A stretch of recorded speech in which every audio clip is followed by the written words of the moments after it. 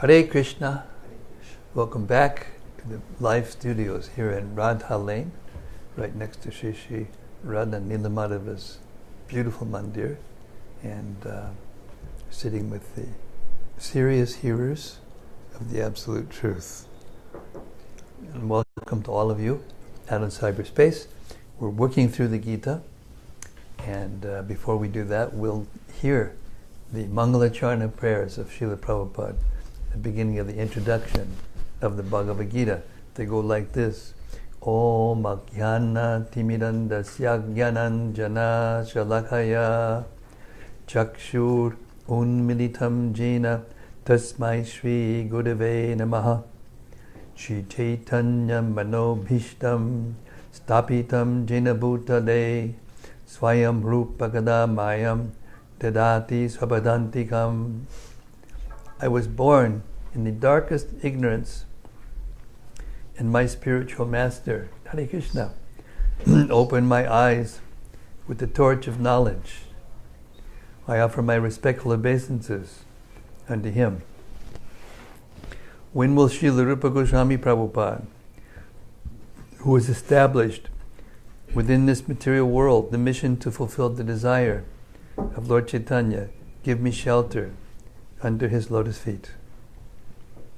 Vandeham Shri Guru Shri Yuta Padakamalam Shri Gurun Vaishnavang Cha Shri Rupam Sagrajatam Sahagana Raganathan Vitam Tam Sajivam Sadvitam Sadvadhutam Parijana Sahitam Krishna Chaitanya Devam Shri Radha Krishna Padam Sahagana Lalita Shri Vishakhan Vitangscha.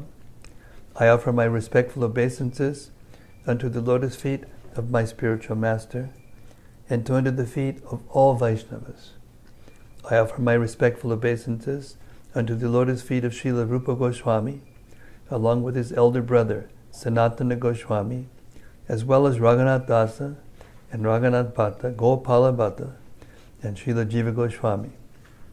I offer my respectful obeisances to Lord Krsna, Chaitanya, and Lord Nityananda, along with the Dvaita Acharya, Gadadhara, Srivasa, and other associates. I offer my respectful obeisances to Srimati Radharani and Sri Krishna, along with their associates, Sri Lalita and Vishaka. Hey Krishna, Karuna Sindho, Dinabandho, Jagatpate, Gopisha, Gopika Kanta, Radha Kanta Namostute. Oh my dear Krishna, ocean of mercy, you are the friend of the distressed and the source of creation. You are the master of the cowherd men and the lover of the gopis, especially Srimati Radharani. I offer my respectful obeisances unto you. Tapta Kanchana Gaurangi Radhe Vrindavaneshwari Vrishabhanu Sute Devi Pranamami Hari Priye. I offer my respects to Radharani, whose bodily complexion is like molten gold, and who is the queen of Vrindavan. You are the daughter of King Vrishabhanu, and you are very dear to Lord Krishna. Vanchakalpadarubhyascha Kripa Sindhubhya evacha Patitanam Pavanebhyo Vaishnavebhyo Namo Namaha. I offer my respectful obeisances unto all the Vaishnava devotees of the Lord. They can fulfill the desires of everyone, just like desire trees, and they are full of compassion for the fallen souls.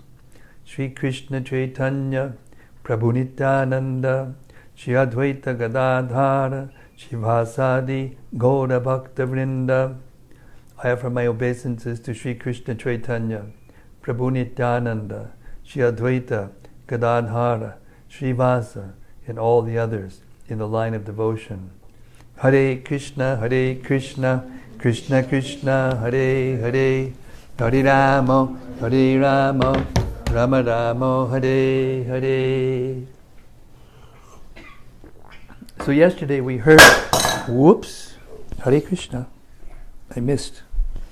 Yesterday we heard Krishna explaining to Arjuna or appealing rather, to Arjuna's pride as a Kshatriya, and explaining to him, hey, your nature is to fight, and if you don't fight here, and you try to go to the forest, you'll fight in the forest anyway. You'll find a bear, or a lion, or a tiger, or some other person to fight with. So you might as well fight, because this is what I want you to do, basically. And then Krishna asked him, how do you tell if one is on the transcendental plane? And now Krishna is going to answer this very important question. How to differentiate between a person who is still conditioned and a person who is liberated. Text 54, Chapter 2, Bhagavad-gita, as it is. Arjuna uvacha, stita pragyasya ka bhasha, samadhi stasya Kesava, stitadi kim prabhasheta, kim asita vrajeta kim. Arjuna said, O Krishna, what are the symptoms of one whose consciousness is thus merged in transcendence? How does he speak? And what is his language? How does he sit? And how does he walk? Purport. As there are symptoms for each and every man in terms of his particular situation, similarly, one who is Krishna conscious has his particular nature, talking, walking, thinking, feeling, and so on. As a rich man has his symptoms by which he is known as a rich man, as a diseased man has his symptoms by which he is known as a diseased, or as a learned man has his symptoms, so a man in transcendental consciousness of Krishna has specific symptoms in various dealings. One can know his specific symptoms from the Bhagavad-gita. Most important is how the man in Krishna consciousness speaks. For speech is the most important quality of any man. It is said that a fool is undiscovered as long as he does not speak. And certainly a well-dressed fool cannot be identified unless he speaks. But as soon as he speaks, he reveals himself at once. The immediate symptom of a Krishna conscious man is that he speaks only of Krishna and of matters relating to him. Other symptoms then automatically follow, as stated below. Text 55. Shri Bhagavan uvacha prajahadi yada kaman sarvan partha manogatan atmanyeva manatushta stita pragyas tarochate.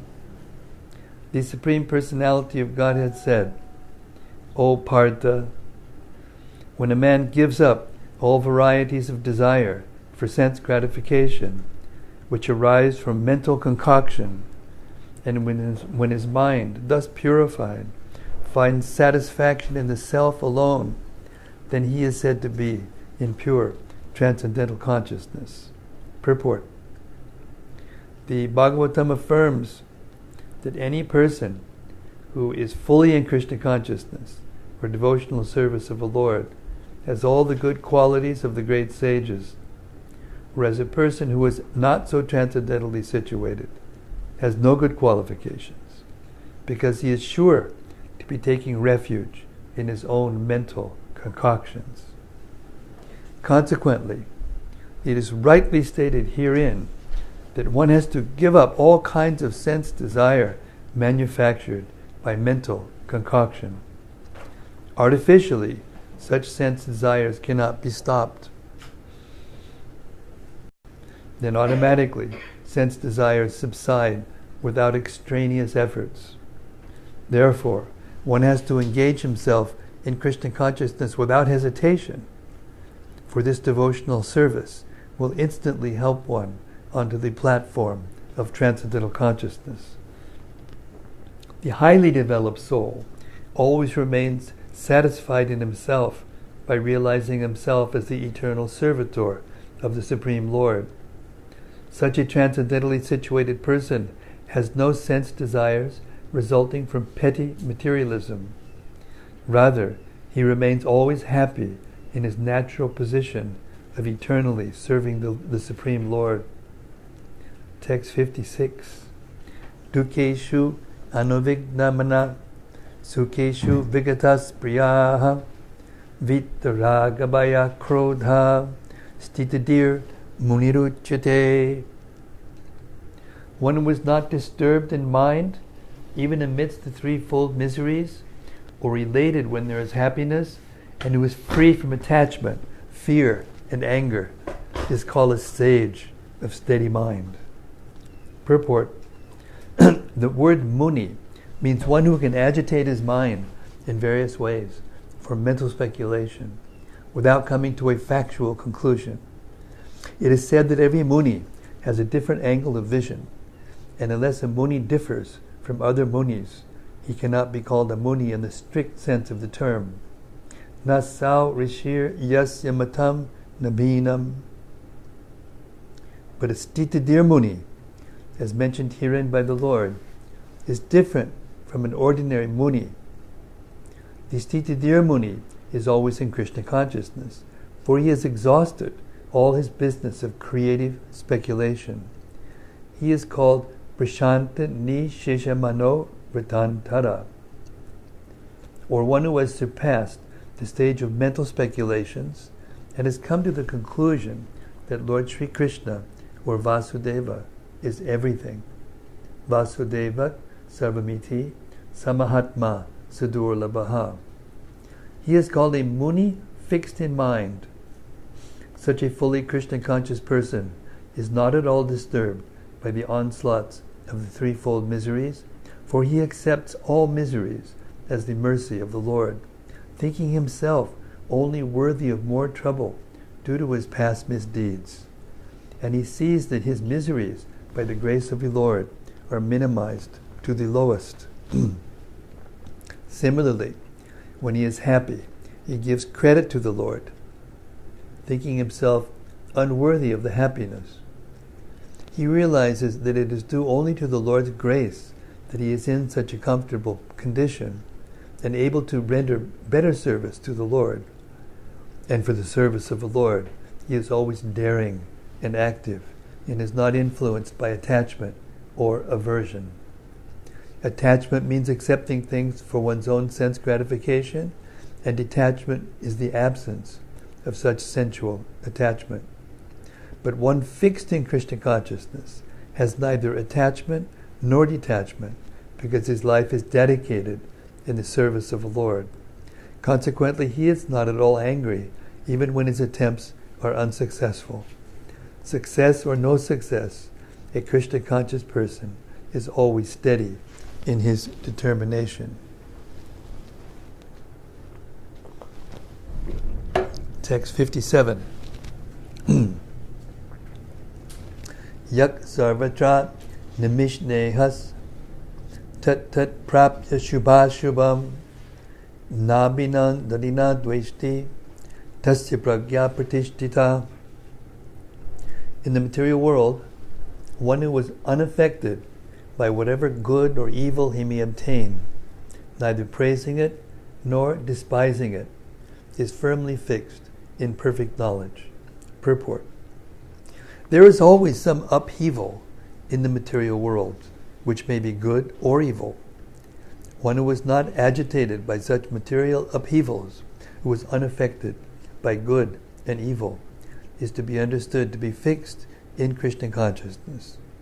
As long as one is in the material world, there is always the possibility of good and evil, because this world is full of duality. But one who is fixed in Krishna consciousness is not affected by good and evil, because he is simply concerned with Krishna, who is all good, absolute. Such consciousness in Krishna situates one in a perfect transcendental position, called technically samadhi. Text 58. Yada sangharate chayam kurmongani vasarvashaha indriyan indriyartebhyas tasya pragya pratishtita. One who is able to withdraw his senses from sense objects, as the tortoise draws its limbs within the shell, is firmly fixed in perfect consciousness. Purport. The test of a yogi, devotee, or self-realized soul is that he is able to control the senses according to his plan. Most people, however, are servants of the senses and are thus directed by the dictation of the senses. That is the answer to the question as to how the yogi is situated. The senses are compared to venomous serpents. They want to act very loosely and without restriction. The yogi or the devotee must be very strong to control the serpents, like a snake charmer. He never allows them to act independently. There are many injunctions in the revealed scriptures. Some of them are do-nots and some of them are do's. Unless one is able to follow the do's and do-nots, restricting oneself from sense gratification, sense enjoyment, it is not possible to be firmly fixed in Krishna consciousness. The best example set herein is the tortoise. The tortoise can at any moment wind up its senses and exhibit them again at any time for particular purposes. Similarly, the senses of the Krishna conscious persons are used only for some particular purpose in the service of the Lord and are withdrawn otherwise. Arjuna is being taught here to use his senses for the service of the Lord instead of for his own sense gratification. Keeping the senses always in the service of the Lord is the example set by the analogy of the tortoise who keeps the senses within. Text 59.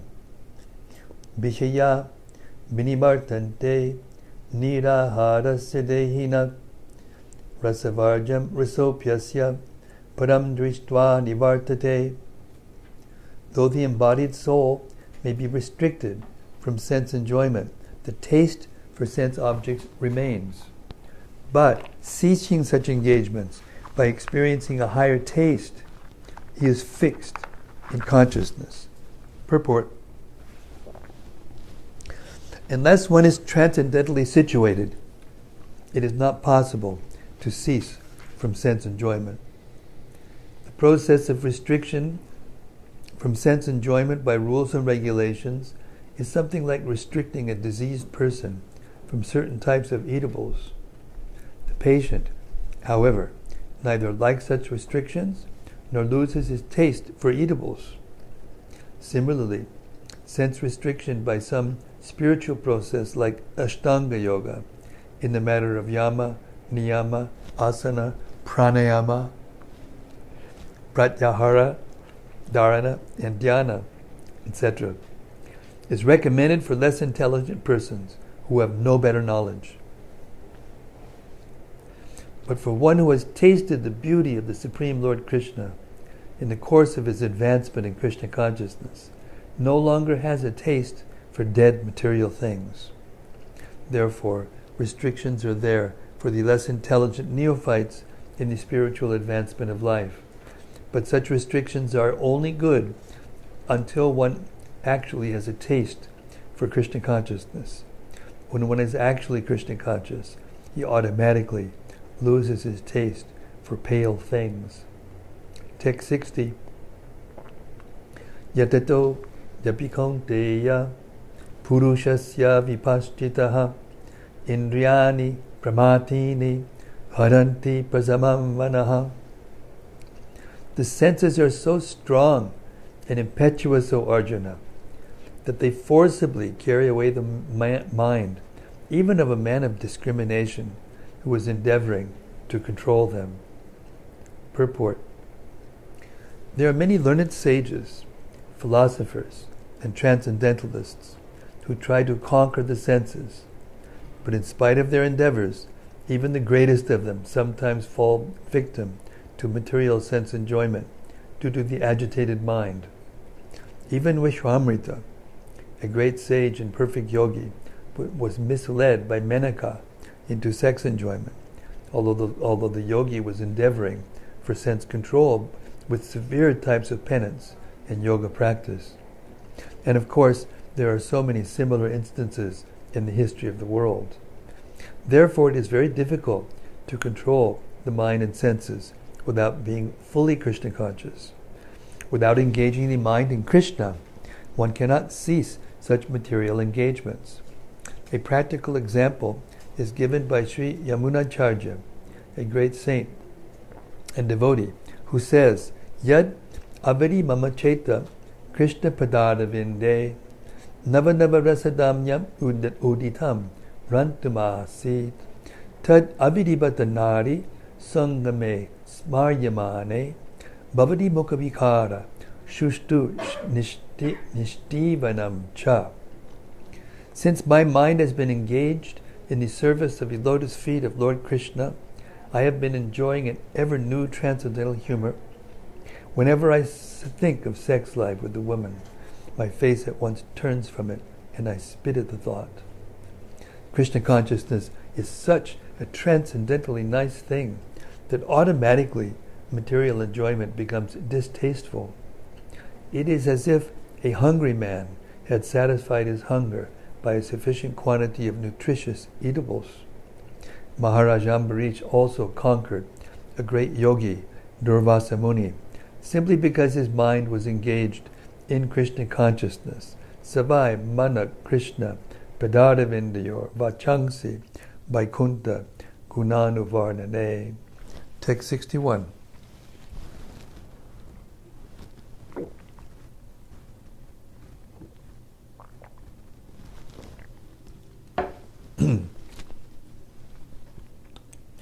Tani sarvani samyamya yukta asita matparaha vashihi yasendriyani tasya pragya pratishtita.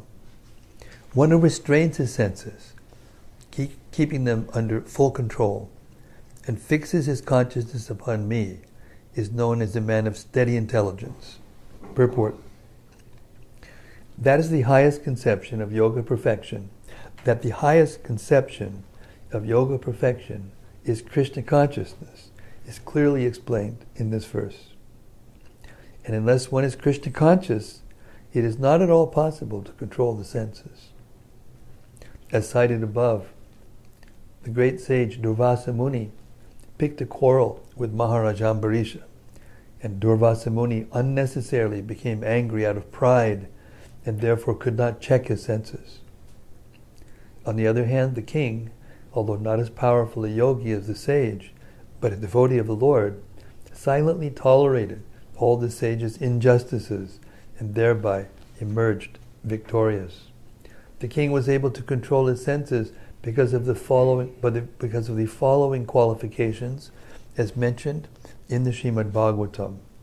Savai mana Krishna padada vindayor vachangshi Vaikunta Gunanuvarnane Karau Hare Mandiramarjanadishu Shutim Chikara Chutasat Katodaye Mukunda Linga Layadarshane Drishao Tat Vrityagatra Spashinanga Sangamam Granam Chatat Padasaroja Sodabe Srimati Tulasya Rasanam Tat Arpite Padau Hare Chitrapadanu Sarpane Shido Rishi Keshapadani Vandane Kamam Sadasye Natutkama Kamyaya Yato Tamashloka Janashrayaratihi. King Ambarish fixed his mind on the lotus feet of Lord Krishna, engaged his words in describing the abode of the Lord, his hands in cleansing the temple of the Lord, his ears in hearing the pastimes of the Lord, his eyes in seeing the beautiful form of the Lord, his body in touching the body of the devotee, his nostrils in smelling the flavor of the flowers offered to the lotus feet of the Lord, his tongue in tasting the tulsi leaves offered to him, his legs in traveling to the holy place where his temple is situated, his head in offering obeisances unto the Lord, and his desires in fulfilling the desires of the Lord.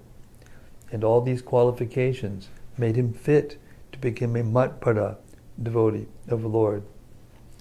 The word matpada is most significant in this connection. How one can become matpada is described in the life of Maharaj Ambarisha.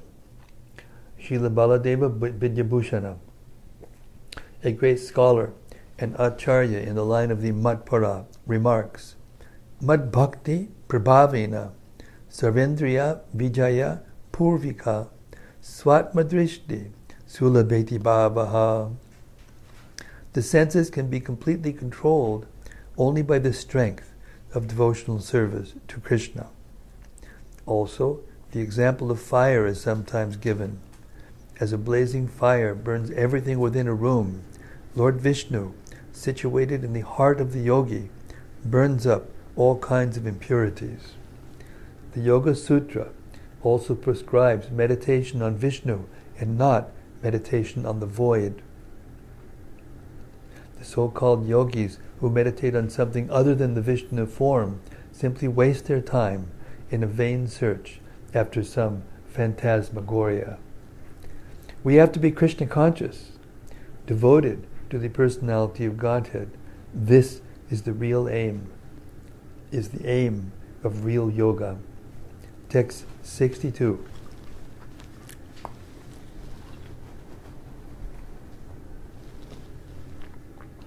Jayato Vishayang Pumsa Sangasteshu Pajayate Sangat Sanjayate Kama Kamat Krodho Vijayate. While contemplating the objects of the senses, a person develops attachment for them, and from such attachment lust develops, and from lust anger arises. Purport. One who is not Krishna conscious is subjected to material desires while contemplating the objects of the senses. The senses require real engagements, and if they are not engaged in the transcendental loving service of the Lord, they will certainly seek engagement in the service of materialism. In the material world, everyone, including Lord Shiva and Lord Brahma, to say nothing of other demigods in the heavenly planets, is subjected to the influence of sense objects. And the only method to get out of this puzzle of material existence is to become Krishna conscious. Lord Shiva was deep in meditation, but when Parvati agitated him for sense pleasure, he agreed to the proposal, and as a result, Kartikeya was born. When Haridas Thakur was a young devotee of the Lord, he was similarly allured by the incarnation of Maya Devi, but Haridas easily passed the test because of his unalloyed devotion to Lord Krishna. As illustrated in the above-mentioned verse of Sri Yamunacharya, a sincere devotee of the Lord shuns all material sense enjoyment due to his higher taste for spiritual enjoyment in the association of the Lord. That is the secret of success. One who is not, therefore, in Krishna consciousness, however powerful he may be in controlling the senses by artificial repression, is sure ultimately to fail, for the slightest thought of sense pleasure will agitate him to gratify his desires. Text 63. Krodad bhavati ba samoha samohat smriti vibhramaha smriti brangshad buddhinasho buddhinashat pranashyati. From anger, complete delusion arises, and from delusion, bewilderment of memory. When memory is bewildered, intelligence is lost, and when intelligence is lost, one falls down again into the material pool. Purport. Srila Rupa Goswami has given us this direction. Prapanchagataya buddhya haribandha nivastu naha mumukshubi parityago vairagyam palgukatyate. Bhakti Rasamrita Sindhu 1.2, 256. By development of Krishna consciousness, one can know that everything has its use in the service of the Lord. Those who are without knowledge of Krishna consciousness artificially try to avoid material objects, and as a result, although they desire liberation from material bondage, they do not attain to the perfect stage of renunciation. Their so-called renunciation is called palgu, or less important. On the other hand, a person in Krishna consciousness knows how to use everything in the service of the Lord. Therefore, he does not become a victim of material consciousness. For example, for an impersonalist, the Lord or the Absolute, being impersonal, cannot eat. Whereas an impersonalist tries to avoid good eatables, a devotee knows that Krishna is the supreme enjoyer and that he eats all that is offered to him in devotion. So, after offering good eatables to the Lord, the devotee takes the remnants, called prasadam. Thus everything becomes spiritualized, and there is no danger of a fall down. The devotee takes prasadam in Krishna consciousness, whereas a non-devotee rejects it as material.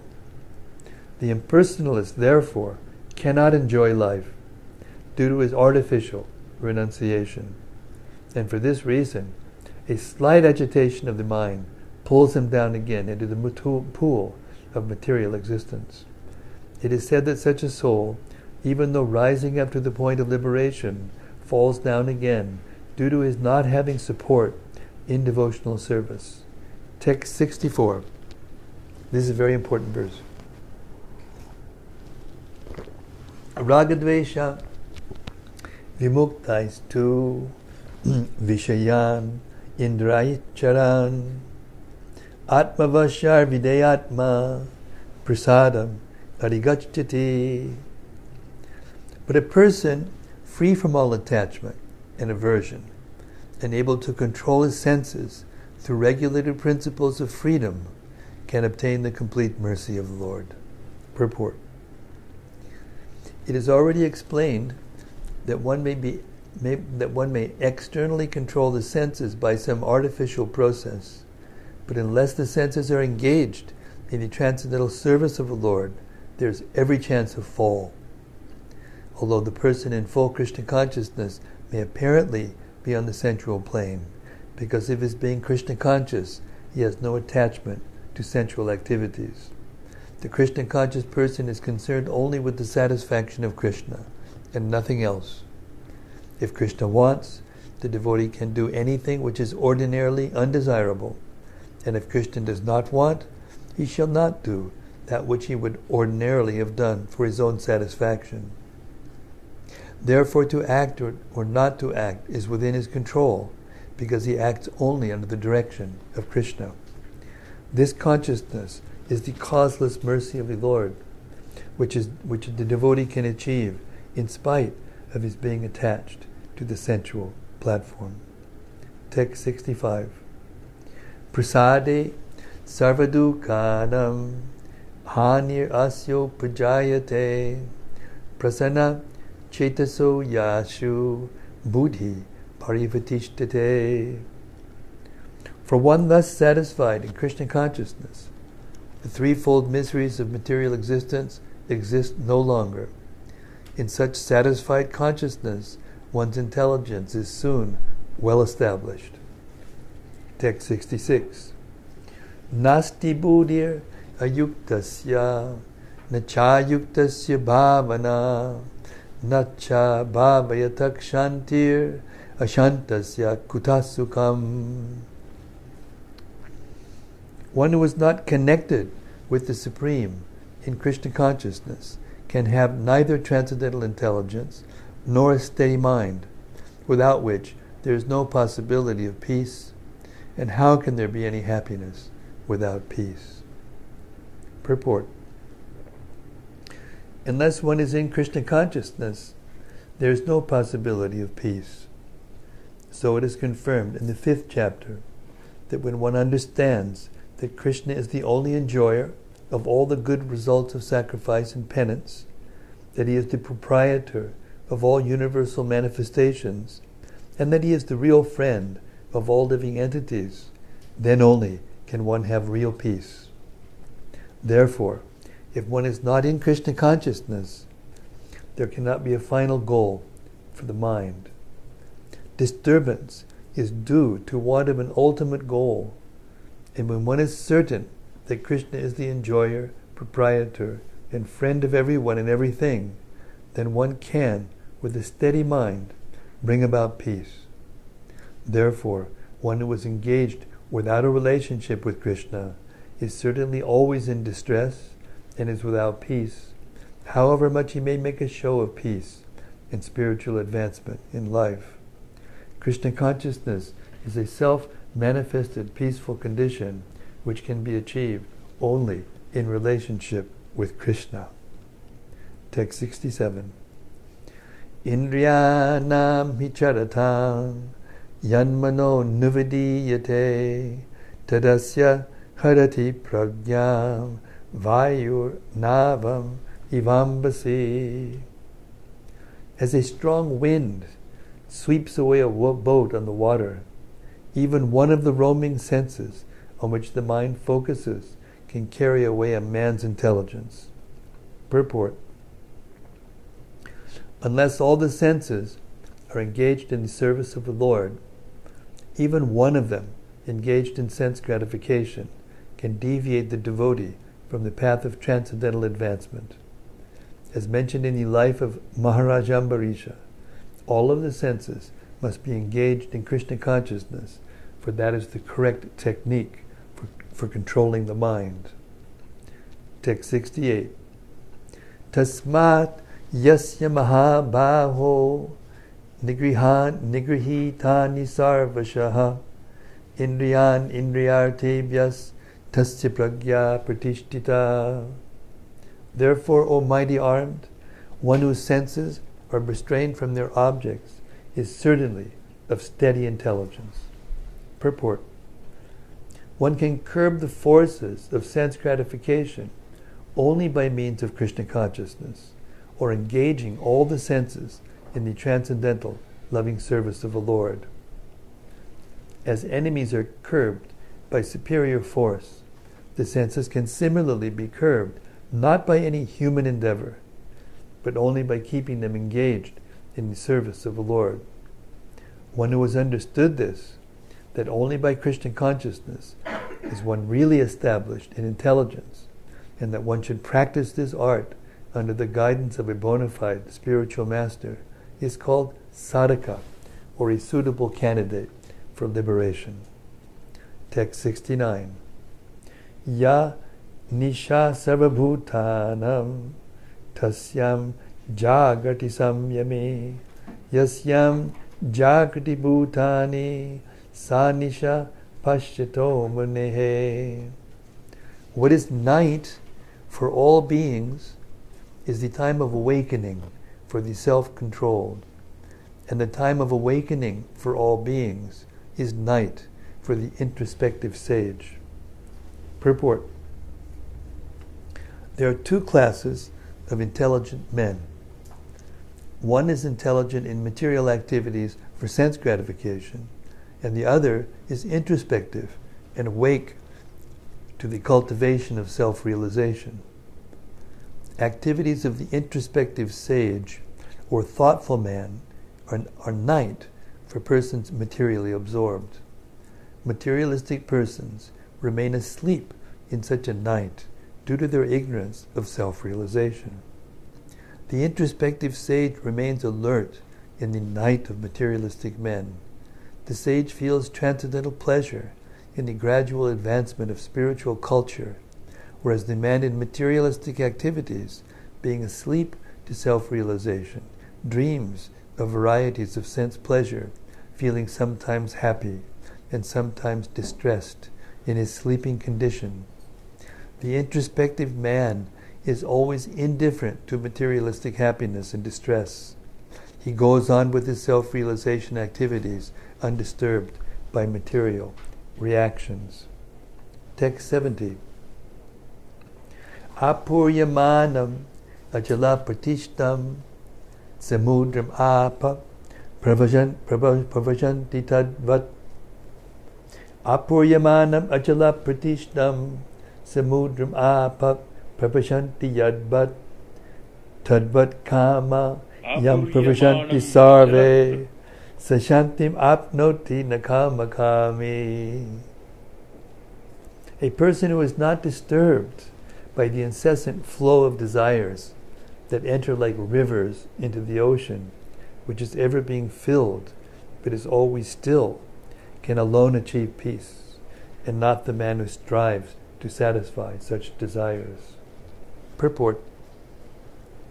Although the vast ocean is always filled with water, it is always, especially during the rainy season, being filled with much more water. But the ocean remains the same, steady. It is not agitated, nor does it cross beyond the limit of its brink. That is also true of a person fixed in Krishna consciousness. As long as one has the material body, the demands of the body for sense gratification will continue. The devotee, however, is not disturbed by such desires because of his fullness. A Krishna conscious man is not in need of anything, because the Lord fulfills all his material necessities. Therefore he is like the ocean, always full in himself. Desires may come to him like the waters of the river, like the waters of the rivers that flow into the ocean, but he is steady in his activities, and he is not even slightly disturbed by desires for sense gratification. That is the proof of a Krishna conscious man, one who has lost all inclinations for material sense gratification, although the desires are present. Because he remains satisfied in the transcendental loving service of the Lord, he can remain steady like the ocean and therefore enjoy full peace. Others, however, who want to fulfill desires even up to the limit of liberation, what to speak of material success, never attain peace. The fruitive workers, the salvationists, and also the yogis who are after mystic powers are all unhappy because of unfulfilled desires. But the person in Krishna consciousness is happy in the service of the Lord, and he has no desires to be fulfilled. In fact, he does not even desire liberation from so-called material bondage. The devotees of Krishna have no material desires, and therefore they are in perfect peace. It's a nice purport. It's a nice purport. Text 71. Vihaya kaman yak sarvan pumang charidinich bihaha nirmamo nirahankara sashantim adhigachati. A person who has given up all desires for sense gratification, who lives free from desires, who has given up all sense of proprietorship and is devoid of false ego, he alone can attain real peace. Purport. To become desireless means not to desire anything for sense gratification. In other words, desire for becoming Krishna conscious is actually desirelessness. To understand one's actual position as the eternal servitor of Krishna, without falsely claiming this material body to be oneself, and without falsely claiming proprietorship over anything in the world, is the perfect stage of Krishna consciousness. One who is situated in this perfect stage knows that because Krishna is the proprietor of everything, everything must be used for the satisfaction of Krishna. Arjuna did not want to fight for his own sense gratification, satisfaction. But when he became fully Krishna conscious, he fought because Krishna wanted him to fight.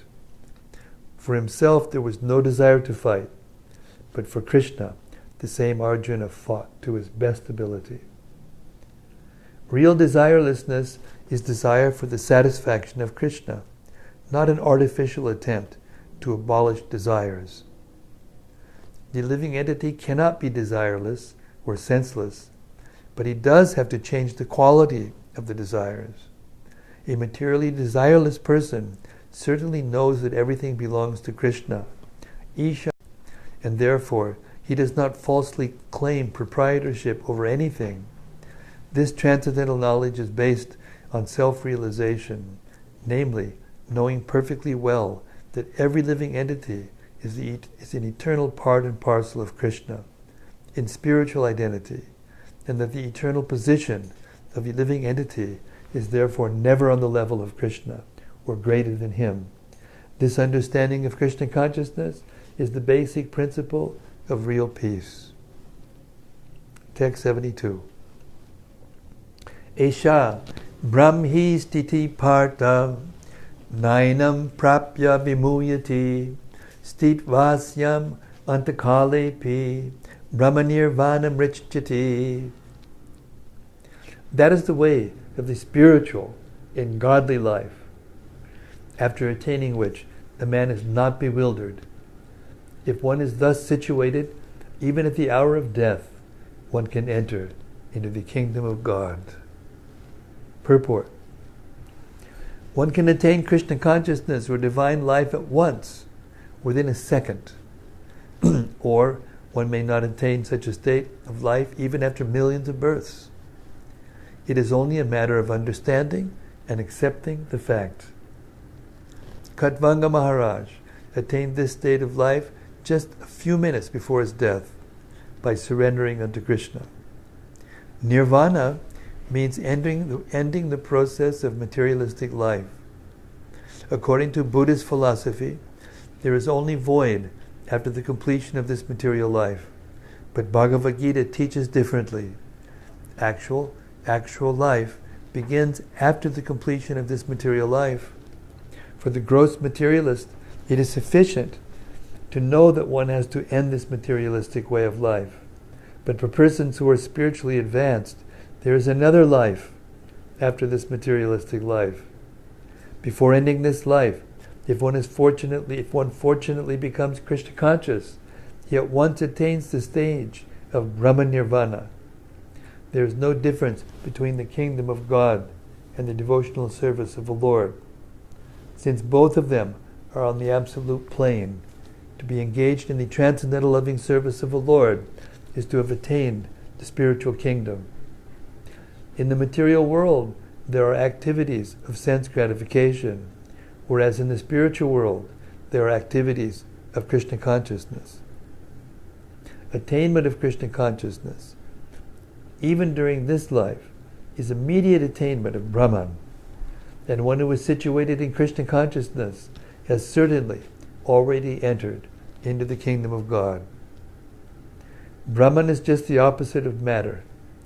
Therefore, Brahmi stiti means not on the platform of material activities. Devotional service of the Lord is accepted in the Bhagavad-gita as the liberated stage. Sagunan samatityayitan brahmabhuyaya kalpate. Therefore, Brahmi stiti is liberation from material bondage. Srila Bhaktivinoda Thakur has summarized this second chapter of the Bhagavad-gita as being the contents for the whole text. In the Bhagavad-gita, the subject matters are Karma Yoga, Jnana Yoga, and Bhakti Yoga. In the second chapter, Karma Yoga and Jnana Yoga have been clearly discussed, and a glimpse of Bhakti Yoga has also been given as the contents for the complete text. Thus, the Bhaktivedanta purports to the second chapter of the Srimad Bhagavad-gita in the matter of its contents. So this was the summary of the whole contents of Bhagavad-gita, but not done in such a systematic way and in detail. Now the Lord is going to expand out the different concepts that he brought up in the second chapter, fill in the details, so that Arjuna will be able to understand exactly what he should do, what he should not do, what he should think, what he should not think, etc. Hare Krishna. We're so lucky to have this. Hannah, you took the words right out of my mind. No, really, I'm not joking, it's true. We're so lucky. The whole world is moving on in a plane of ignorance, complete ignorance, not having any idea. Amazing. So now, I've still got a good 15 minutes to go. So let's launch into the third chapter and then we'll have some discussion. Okay. Chapter 3. Karma Yoga. Everyone must engage in some sort of activity in this material world. But actions can either bind one to this world or liberate one from it. By acting for the pleasure of the Supreme, without selfish motives, one can be liberated from the law of karma, action and reaction, and attain transcendental knowledge of the Self and the Supreme. Text 1. Arjuna uvacha Jayasi chet karmanaste mata buddhir janardana tat kim karmani gori mam niyojayasi Kesava. Arjuna said, O Janardana, O Kesava, why do you want to engage me in this ghastly warfare if you think that intelligence is better than fruitive work? So here comes the first doubt from Arjuna. So he surrendered to Krishna as a spiritual master, but that doesn't mean the end. Just because you've surrendered to a spiritual master doesn't mean it's the end.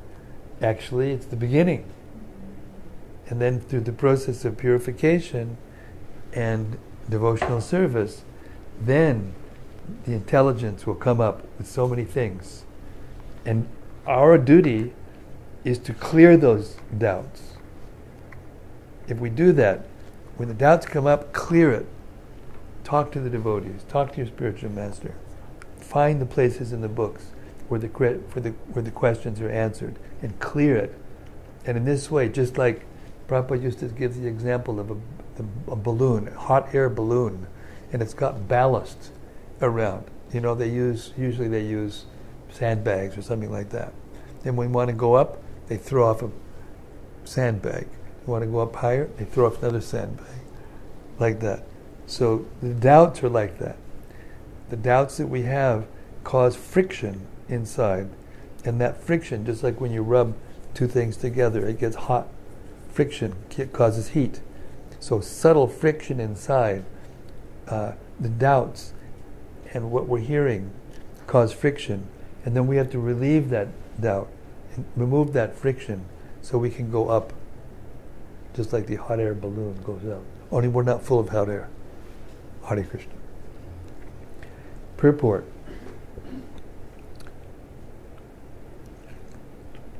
The Supreme Personality of Godhead, Sri Krishna, has very elaborately described the constitution of the soul in the previous chapter, with a view to delivering his intimate friend Arjuna from the ocean of material grief.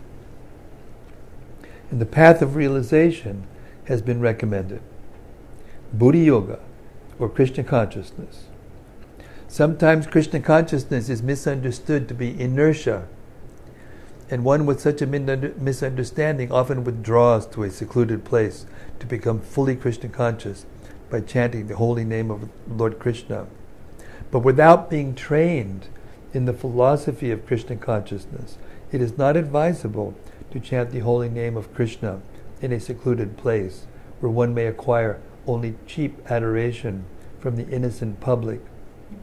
Arjuna also thought of Krishna consciousness or Buddhi Yoga or intelligence and spiritual advancement of knowledge as something like retirement from active life and the practice of penance and austerity at a secluded place. In other words, he wanted to skillfully avoid the fighting by using Krishna consciousness as an excuse. But as a sincere student, he placed the matter before his spiritual master and questioned Krishna as to his best course of action. In answer, Lord Krsna elaborately explained Karma Yoga, or work in Krishna consciousness, in this chapter. So in this regard, Srila Prabhupada told us that we don't have to fight war. We don't have to go out and take weapons and kill people. It's not Lord Chaitanya's movement. But we have these books. We have this process of chanting. We have this wonderful philosophy, as Hannah nicely pointed out, how lucky we are to have it. And we can share this with others. And that is our fight. We don't need to live in a secluded place. We stay with devotees, we live with devotees, we share this knowledge with others as much as possible.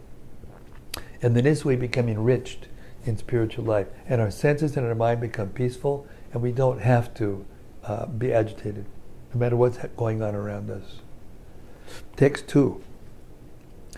Vyamisheneva vakyena buddhim mohayasiva me tadikam vadanishjitya yena shreho hamapyunam.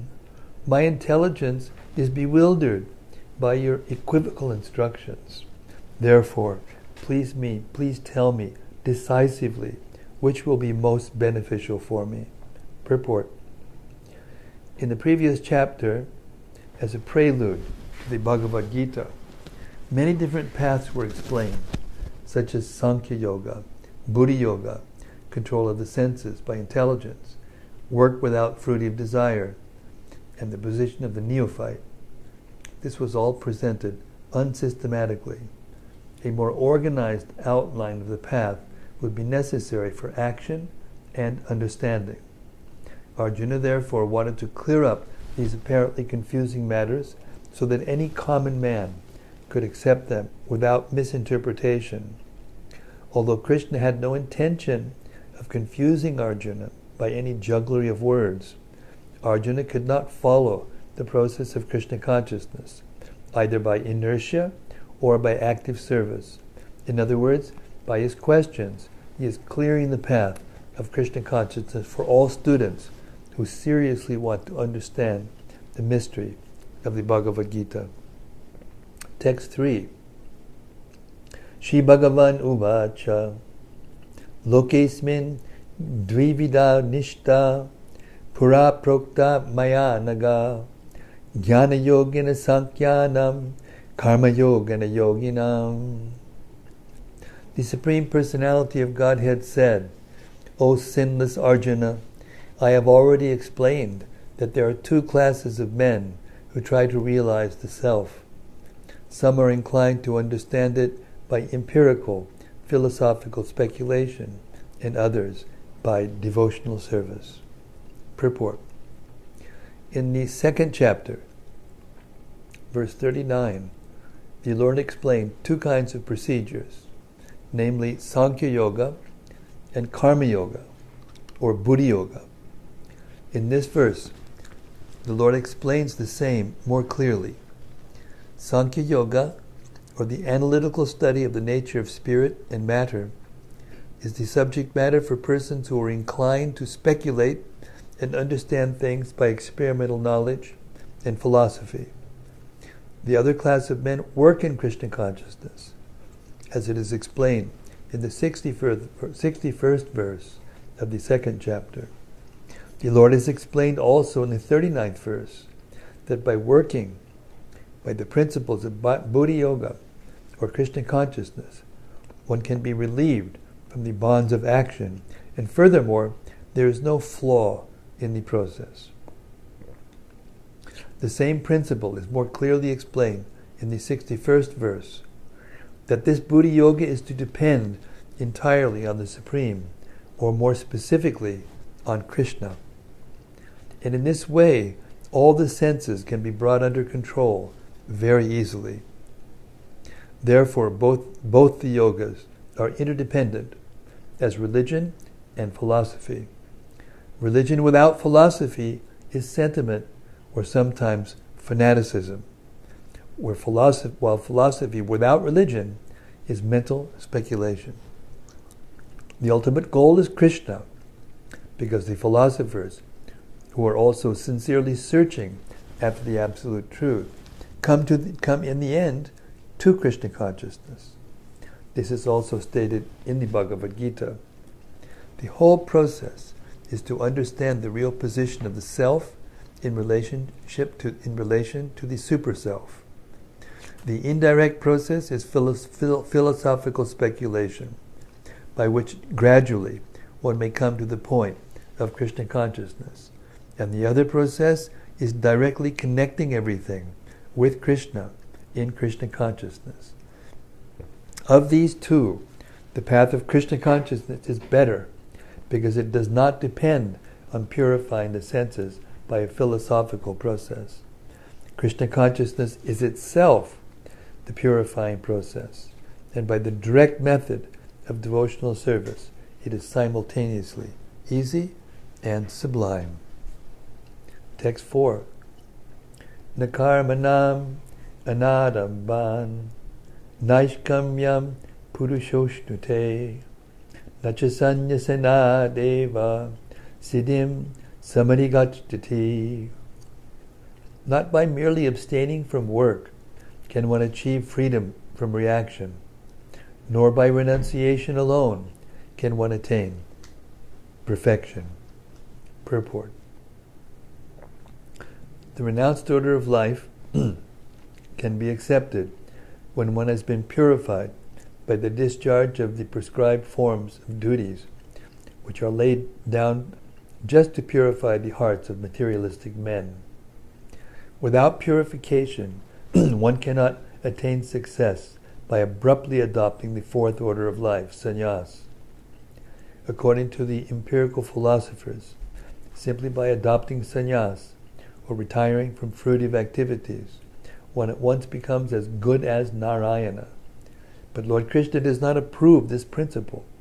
Without purification of heart, sannyas is simply a disturbance to the social order. On the other hand, if someone takes to the transcendental service of the Lord, even without discharging his prescribed duties, whatever he may be able to advance in the cause is accepted by the Lord. Buddhi Yoga. Swalpamapyasya dharmasya trayate mahato bayat. Even a slight performance of such a principle enables one to overcome great difficulties. Text 5. Nahi kachchit chanamapi jatu tischet karma krit karyate yavashak karma sarvak prakriti jai gunahi. Everyone is forced to act helplessly according to the qualities he has acquired from the modes of material nature. Therefore, no one can refrain from doing something, not even for a moment. Purport.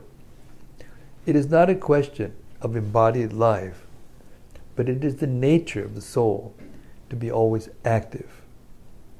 Without the presence of the spirit soul, the material body cannot move. The body is only a dead vehicle to be worked by the spirit soul, which is always active and cannot stop even for a moment. As such, the spirit soul has to be engaged in the good work of Krishna consciousness. Otherwise, it will be engaged in occupations dictated by the illusory energy. In contact with material energy, the spirit soul acquires material modes. And to purify the soul from such affinities, it is necessary to engage in the prescribed duties enjoined in the Shastras.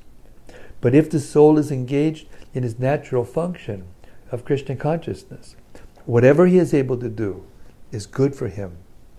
The Srimad Bhagavatam affirms this.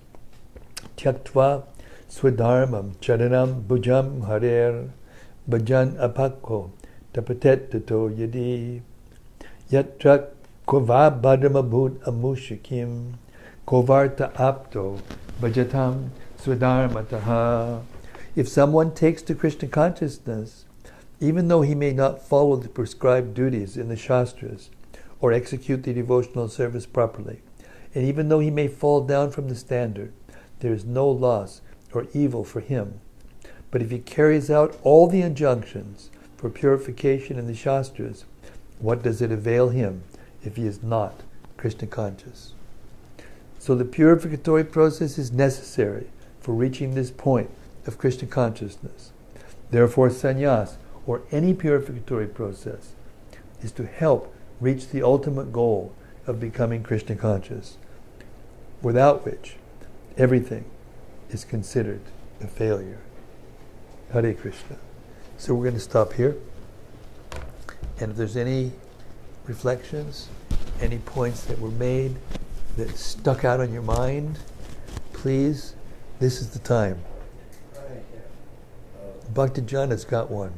I just want you explain something so that I can better understand where they're trying to explain impersonalist. Is that like a deist? Impersonalist. Bhakti John wants to know wants to have the term impersonalist better explained. Yes, sir. An impersonalist is one who has concluded by his own speculative reasoning that ultimately the absolute truth, or God, is not a person. The catchwords that you can, if you hear, you kind of understand, is, God is an amorphous energy, is light, is we're all one. In the ultimate issue, we all merge together. And that, what's the word? Amorphous, unmanifested, impersonal feature is the ultimate absolute truth. We're just swirling mass of Yes, beings and it all, well, there's different forms of it. Yeah. There's different forms of it. The two basic divisions of it are nirvishesha and shunyavadi. And of the two, the shunyavad conclusion is more honest. The shunyavad conception is voidism. That at the end, there's void. Buddhist. That's Buddhist. Yeah. That's Buddhism. They're honest. They're atheists. They don't believe in the soul. They don't believe in God. They believe in the energy. They believe in karma, but they don't believe in an individual soul. It's just there's a flow of energy, and they call it dharma. They call it dharma, and then that flow of energy moves from one form to another, and that's it. That's reality. There is no ultimate reality. There is no ultimate reality. Of course, there's different schools even within Buddhism. But that's the basic conception. And Shunyavad is more dangerous, because in Shunyavad, and the exemplary teaching of Shunyavad is the Mayavadi. The Mayavadis say that ultimately there is God, but the God is not a person. And that any form, everything is one. It's a Advaita. The technical term is Advaita philosophy. Or now they call it Vedanta. All the persons who are in this philosophy are Vedantas. And it is, factually, it's spread everywhere, all over the world now. This philosophy. If you keep scratching deep enough and you ask anybody, even in Muslim, even a Christian, even whatever, Jew, whatever, you keep scratching deep enough and questioning deep enough, they'll come to admit that God cannot be a person. Because God is unlimited, and how can a person be unlimited? Because the tendency is for a person in ignorance to compare a person to oneself. And when we hear in the Shastra that God created the universe and is making the sun go up and go down and all these things, we say, well, no person can do that. So it must be just, hodgepodge. It must be just speculation. It's not real. So this is very dangerous philosophy, and they have to. It's very, very complex, and I don't have time to get into very much detail. But the basic thing is that they're insistent that God is unchangeable and is non-dual. There's only one thing. There's only one truth. But they have to rationalize the forms in the material world. So they manufacture a second thing, which is called avidya, or ignorance. And in that ignorance, the forms come, and we become confused by the forms. And actually, when we get released from the body, then we merge back into this formless state, and then we realize that we're all one. Of course, anybody who's a little thoughtful and who has heard the truth about the Vedic philosophy can question this. There's so many ways that the Mayavad philosophy or the impersonal philosophy doesn't hold water. Because if we're all one, then when one of us comes perfection, then all of us should become perfection. But that's not the way it works. So they've made up this thing called avidya, ignorance, and now they have two things. How can there be avidya? Because there's only one thing. So this is why we say that if a person makes something up in the mind with the intelligence and then juggles words to come to the conclusion, and what they do typically is they take the Sanskrit and they juggle the grammar.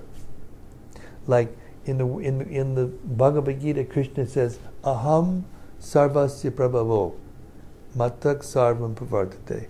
I am the source of everything, material and spiritual.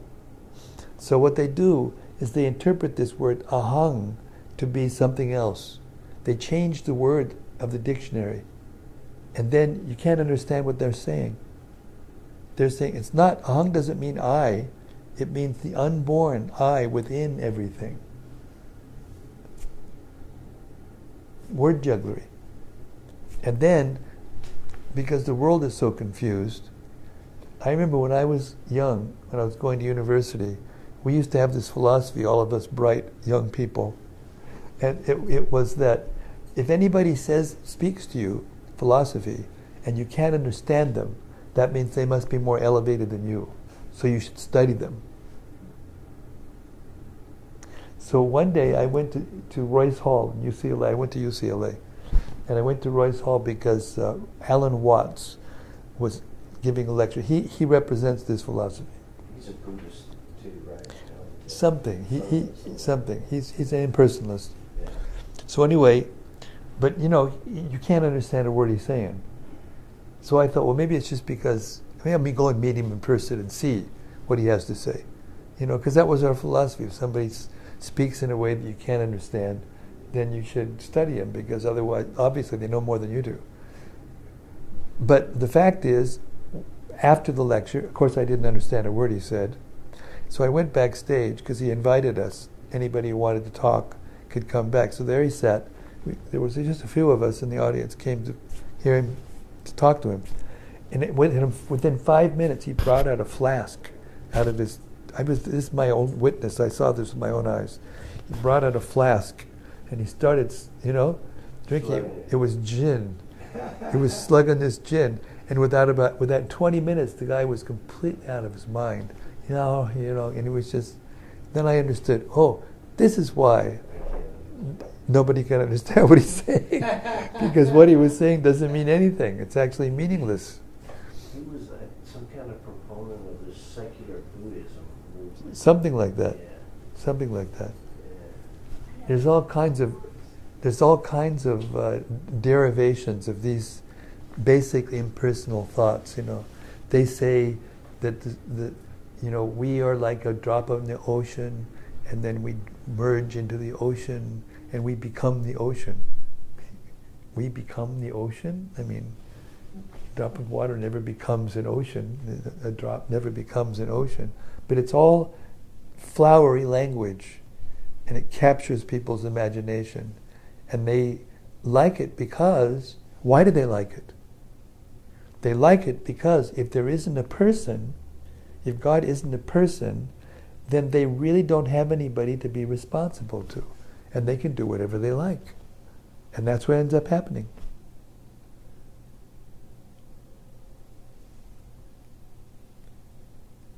So that's impersonalism. I just wanted to get that, because he mentions that a lot. Oh, yes. And oh, I yeah. wanted to get, what. Because, if the absolute truth is the source of everything, which even the Mayavadis agree, but they twist it, But the truth is, I'm a person, you're a person, we're all persons. If the absolute truth isn't a person, how could it be our source? And that they juggle, the words. But if you take the direct, simple, clear logic and reasoning, the source, as Prabhupada told us, though he put it really nicely, the absolute truth must contain everything within our experience and outside of our experience. Otherwise, it can't be the source of everything. Can't be the absolute truth. So, according to Vaishnavas, and this is just something real basic that I'd like to try to clear in my mind. So, God is a person with a form. Yes. But his form is not like our form. Right, it's above ours, but it's somewhat like us. It looks like us. Yeah. It looks like us. But it's full of all the energies, and the energies that come out of Krishna. I don't want to say He manifests himself into other forms, like maybe like the other day. His energy transforms. Right. But he's always himself, or does he doesn't change? No, He's no. Krishna. No, he's always him. But he has two kinds of expansions. Actually, he has two kinds of expansions. Three kinds of expansions. He has his personal expansions, like Lord Balaram, like Mahavishnu, like Narayana. These are personal expansions. Chaitanya? Yes, Chaitanya. Well, Chaitanya is not even an expansion. He's Krishna himself. Okay. He's the original form of Krishna. So, he has the capacity to be in two places at once. He can be actually in as many places as once as he likes. Same original person. But he also has the capacity to expand his form into whatever form he likes, but it's still him. It's not his energy, it's him, it's the energetic person. Then he has expansions. We are individual souls, and we are expansions of infinitesimal particles of his consciousness. But it doesn't mean if you put us all together, this is the Mayavadi philosophy. Yeah. If you put us all together, then you make Krishna. It's like if you tear a piece of paper into a whole bunch of pieces and throw it, you don't have the paper anymore. Is his word is part of his expansion too? Is that correct? Oh yes. Oh yes. He's absolute. He's absolute. His name, his form, his activities, his entourage, his world. Okay. They're all absolute.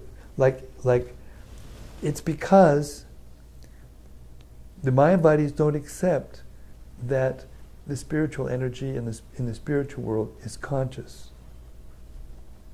But it's described very clearly in the Vedas. Ishvara sarvabhutanam riddhi Arjuna tishtati. Satchidananda Vigraha. Krishna is described to be Satchidananda Vigraha. Vigraha means form. The form is made of Sat, Chit, and Ananda. Eternity, knowledge, and blissfulness. Just like our form is made of earth, water, fire, air, ether, and all these things. Well, the sum total of Sat, Chit, Ananda is called Shuddha Sattva. That is the spiritual energy, pure, unadulterated goodness, without any tinge of passion or ignorance. And all the forms in the spiritual world are made of that energy. So we are also made of that energy. But we're covered because we're small, because we're very tiny. We're covered by the material energy, which is another one of his expansions. So that expansion, his material energy, that transforms into other forms, which are not him. They're separated. That's called separated energy. Yes, Hannah. Today, somebody asked this question, and I wanted to hear your answer. Okay, they said, okay, I get Krishna created us, but who created Krishna? Nobody created Krishna. Krishna is the source of everything. He's the original source of everything. And unless you get that, then you're an atheist. You can't accept God. You can't accept the concept of God. Janmad yasya yataha. That's the beginning aphorism of the Vedas. Janmad yasya yataha. The absolute truth is that from whom everything else comes. That's the definition of God in all the scriptures, not just our scriptures. He's the Supreme Father in other scriptures. He's also the Supreme Father in the Bhagavad-gita.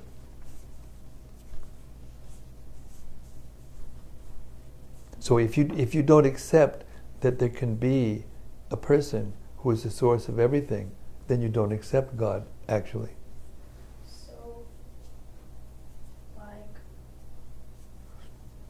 when it all came to be, it was just because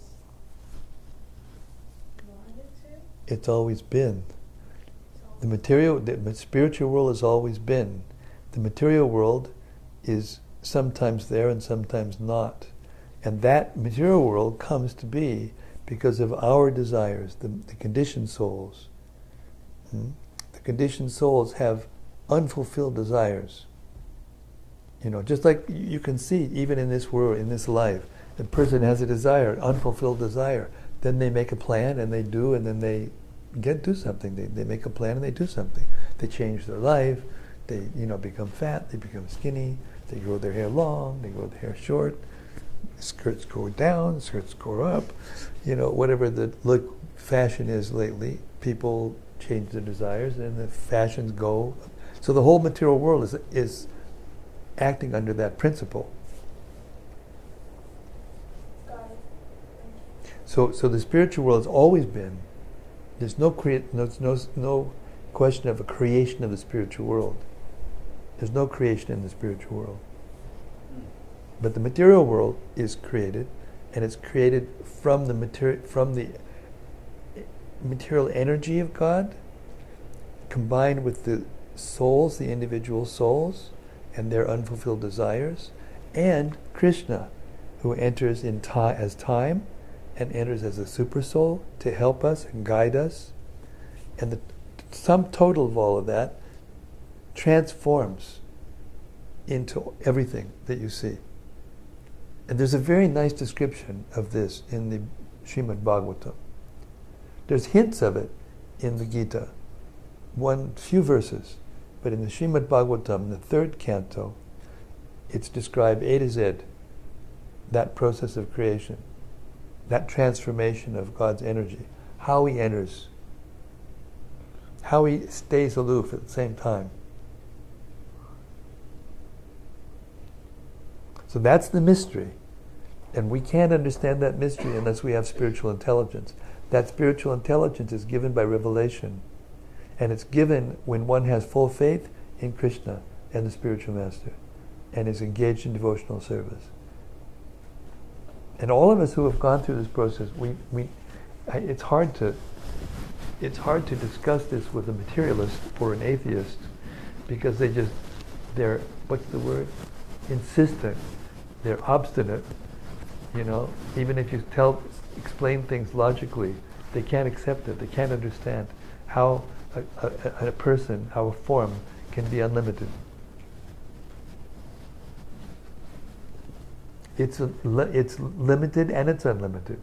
It's personal and it's impersonal. Both at the same time. But ultimately, it's personal. And you can't love something that is not a person. Not really.